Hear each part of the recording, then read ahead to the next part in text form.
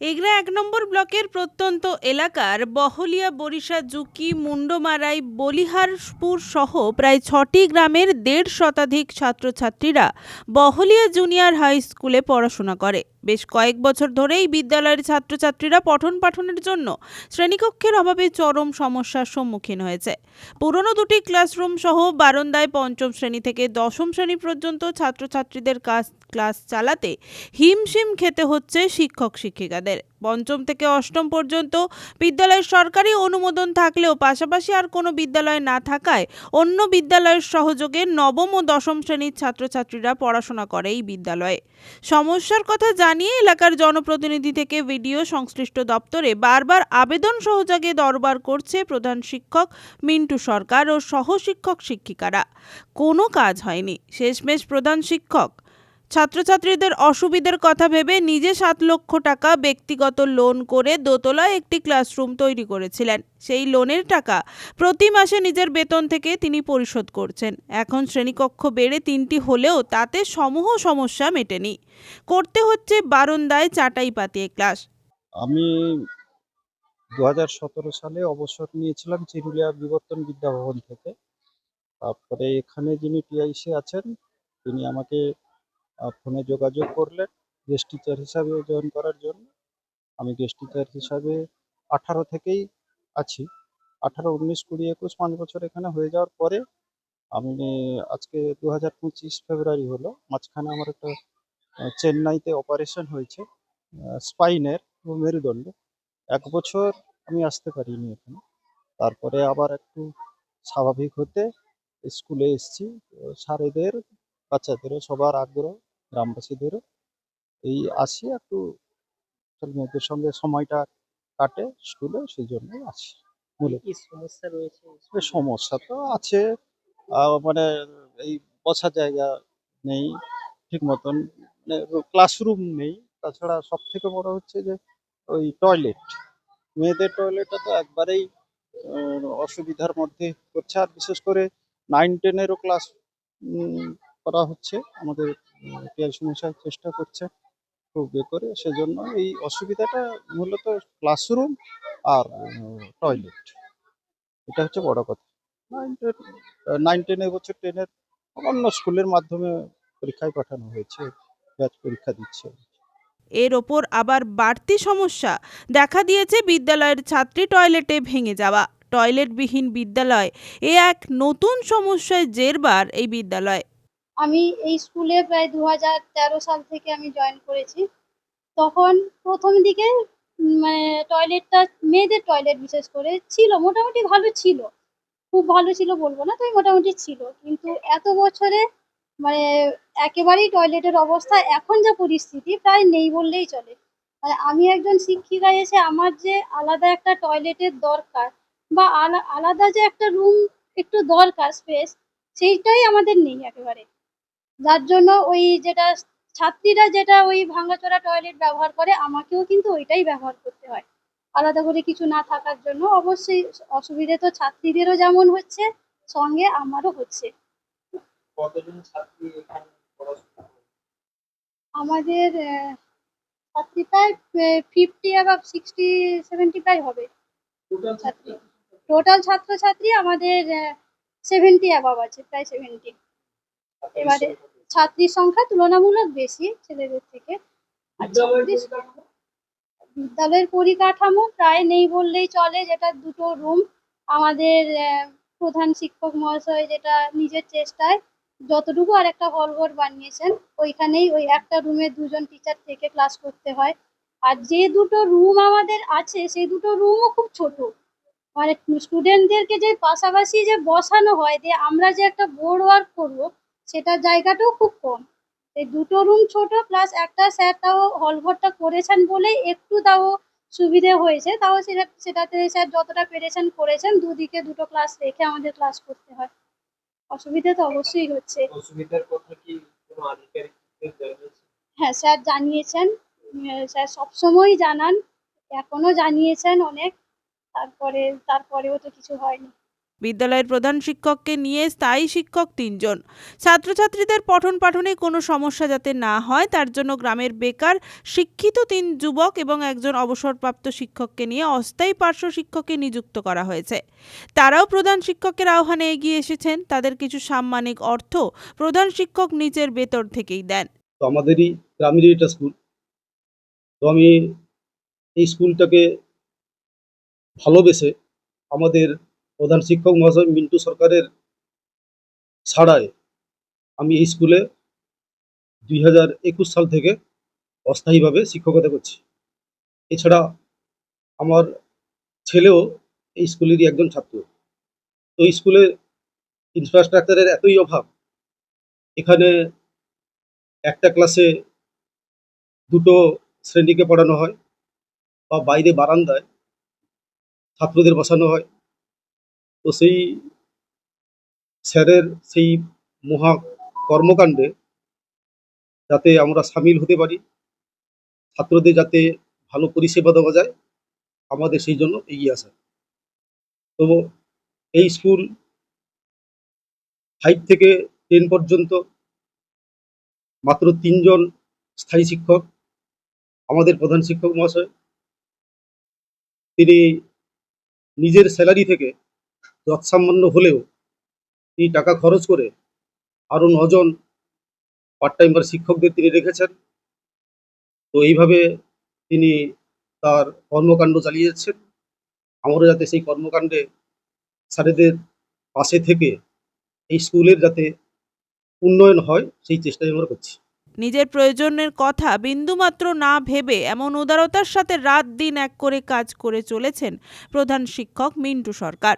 প্রধান শিক্ষক মিন্টু সরকার আরও জানিয়েছেন, কোনোদিন কিছু না পাওয়া গেলেও আজীবন তার বেতন থেকে একটু একটু করে পরিকাঠামো তিনি বাড়িয়ে যাবেন।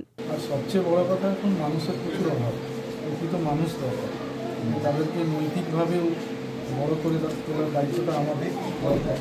তাই প্রতি মুহূর্তে তাদেরকে সঠিকটা স্যালারি তো প্রেম করে দিয়েছি, প্রায় পুরো স্যালারি চলে গেছে। এখন আমি কিছু লোনও করে ফেলেছি, প্রতিনিয়ত চেষ্টা চালাচ্ছি যাতে এটার আরও কিছু করা যায়। ইমিডিয়েট একটা রুম করার প্রয়োজন আছে। আমরা ভেবেও ছিলাম যে আগে তো মাটির রুমে ক্লাস হতো, যদি একটা মাটির ঘর করে কিছু ছেলে মেয়েকে বসানো যায়, কারণ হয়তো পাকার বাড়ি করার মতো সামর্থ্য আমার নেই। তাই মাটির বাড়ি করে কিছু শুভানুধ্যায়ী যারা আছেন তাদের কাছে কিছু সাহায্য নিয়ে যদি ক্লাসরুম করে দেওয়া যায়। আপনারা দেখতেই পাচ্ছেন যে ছেলেগুলো পুরো বারান্দায় বসে ক্লাস করছে, তীব্র রোদের মধ্যে ওদের খুব কষ্ট হয়। তাই সেই যন্ত্রণাটাও আমার মধ্যে আছে। দেখছি কতটা কীভাবে কী করা যায়, যদি ওদেরকে একটা বসার জায়গা দিতে পারি তাহলে ভালো লাগে। আর ওরা তো এই স্কুলেই আসতে চায়, পড়তে চায়, আর ওরা সারাক্ষণ থাকে, ওরাও আমার সঙ্গে হাতে হাত মিলিয়ে কাজ করে। স্যার আছেন, আমরাও আছি।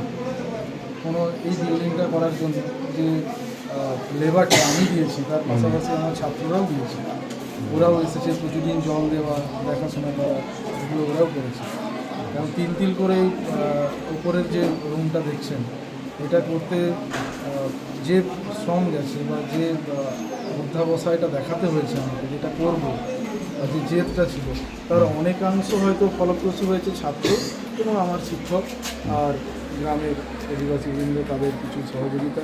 এখানকার বেশিরভাগ মানুষ গরিব, খেটে খাওয়া, তার মধ্যে থেকেও তারা পাশে দাঁড়িয়েছে।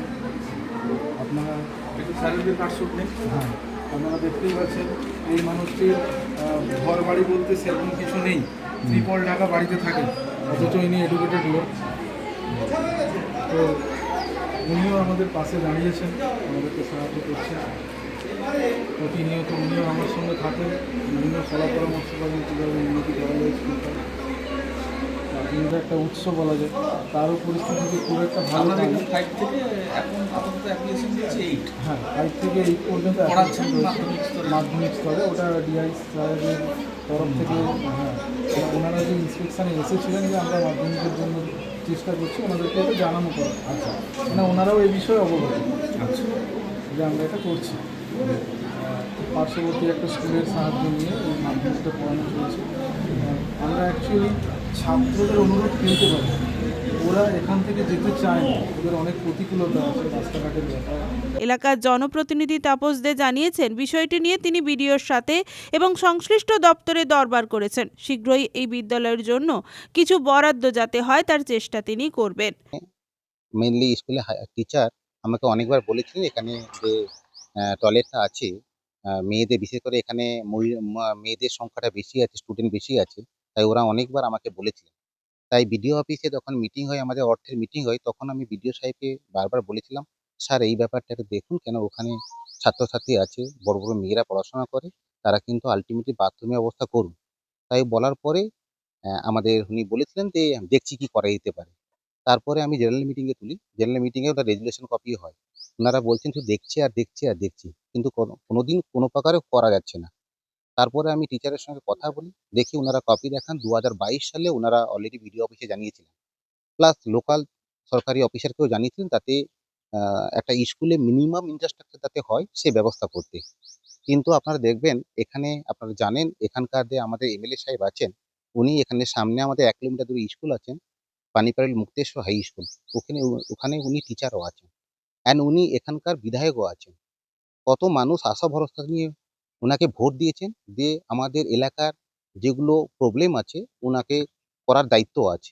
কিন্তু উনি সেইভাবে তেমন কিছু করছেন না। তাই উনিও আমার টিচার আছেন। উনাকে আমি ছাত্র হিসেবে বলব যে এলাকা যাতে এই মিনিমাম ইনফ্রাস্ট্রাকচার স্কুলে হয় তার ব্যবস্থা করতে। আর মাননীয় মুখ্যমন্ত্রীকে বলব যে আমার এগরা ১ নম্বর পঞ্চায়েত সমিতি নেপরা পশ্চিমবঙ্গব্যাপী যতগুলো স্কুল আছে, তাতে স্কুলে মিনিমাম ইনফ্রাস্ট্রাকচার হয় তার ব্যবস্থা করতে। আপনারা এটাও জানেন যে বলিয়া স্কুলে আমি দেখেছি, অনেকবার ভিজিট করেছি, সেখানে একটা ক্লাসে ২-৩ টে সেকশন করা আছে।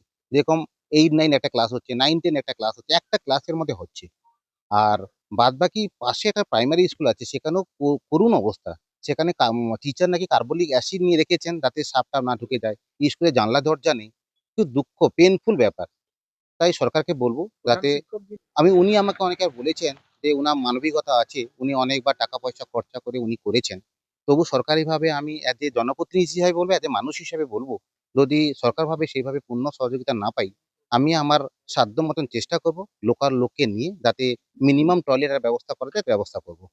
এমন আদর্শ শিক্ষককে পেয়ে গ্রামবাসীরা, অভিভাবকেরা তাকে স্যালুট জানিয়েছেন। তবে এহেন পরিস্থিতিতে প্রশাসনের আদৌ হুঁশ ফেরে কিনা সেটাই এখন দেখার। ব্যাপারটা হচ্ছে যে টয়লেটের সমস্যা যদি থেকে থাকে তারা প্রপারলি আবেদন করলে কিন্তু টয়লেট পেয়ে যাবেন। তার কারণ হচ্ছে আমাদের জেলা পরিষদ থেকে জনস্বাস্থ্য দপ্তর থেকে টয়লেট প্রায় দেওয়া হয়। আমি জানি না তারা কোথাও অ্যাপ্রোচ করেছেন কিনা, আমার কাছে বিষয়টা নিয়ে আসেননি। তাহলে হয় করে দেওয়া কিংবা পদ্ধতিগতভাবে তাদেরকে পরিচালিত করার ব্যবস্থা আমি করতাম। এই প্রথম আপনাদের কাছে শুনছি। এই বার্তার মাধ্যমে হেডমাস্টার মশাইকে বলবো যে বিডিও অফিসের মাধ্যমে জেলা পরিষদের সঙ্গে যোগাযোগ করতে একটা টয়লেট তারা সেখান থেকে পেয়ে যাবেন। এই ব্যবস্থা আমাদের আছে। আর ঘরের পরিকাঠামোর ব্যাপারে বলি, পরিকাঠামোর ব্যাপারেও আমার নলেজে নেই। জুনিয়র হাই স্কুল মানে 4টে ক্লাস হওয়ার কথা, কটা রুম আছে আমি জানা নেই। তো স্বাভাবিকভাবে তারা আমাদের কাছে অ্যাপ্রোচ করুন, তাহলে নিশ্চিতভাবে আমরা করে দেবো। ঘটনাটা হচ্ছে যে সমস্যাগুলো মেটাতে গেলে যদি শুধু ভাবি যে অফিসে ঘুরে কাজ করে নেবো, সেটা তো হয় না। কারণ ত্রিস্তর পঞ্চায়েত আছে এবং ডেভেলপমেন্টের অনেকটাই জেলা পরিষদ, পঞ্চায়েত সমিতি, গ্রাম পঞ্চায়েতের মাধ্যমে হয়, কিংবা বিধায়কও থাকেন, এমপি থাকেন। যদি আমাদের নজরে আনেন তাহলে নিশ্চিতভাবে আমরা সেটা করে দেওয়ার ব্যবস্থা করব। তার কারণ এখন আমাদের একটা ধারণা আপনাদের বলি যে প্রায় জুনিয়র হাই স্কুলগুলো, অনেক জুনিয়র হাই স্কুল বন্ধ হয়ে যাচ্ছে ছাত্রের অভাবে, গার্জেনরা পাঠাতে চান না। ফলে যে জুনিয়র হাই স্কুলগুলোতে ছাত্র সংখ্যা আছে সেগুলো পরিকাঠামো বৃদ্ধিতে আমাদের সহযোগিতা করা উচিত। তো আমি স্কুলটাতে গেছি, কিন্তু কত ছাত্র এইসব বিষয়ে তাদের সঙ্গে কোনো চর্চা হয়নি, তারা বলেনও নি। ফলে আমার 4টে ক্লাসে 100 ছাত্র যদি হয় তাহলে 25 জন করে পার ক্লাস পড়ছে। যাই হোক, যদি করার দরকার হয় তারা যোগাযোগ করুন, আমরা হয় করে দেবো কিংবা ব্যবস্থা মানে কিভাবে হবে আমরা পদ্ধতিটা ঠিক করে দেবো। বিডিওর কাছে জানি যে বিডিও হয়তো পাঠিয়েছেন জেলা পরিষদে কিংবা ডিস্ট্রিক্টে, কারণ বিডিও তো ওটা জেলায় পাঠাবেন। হয়তো পাঠিয়েছেন, পার্শ্ব হয়তো করা হয়নি বা কিছু একটা ব্যাপার, আমি দেখে নেবো।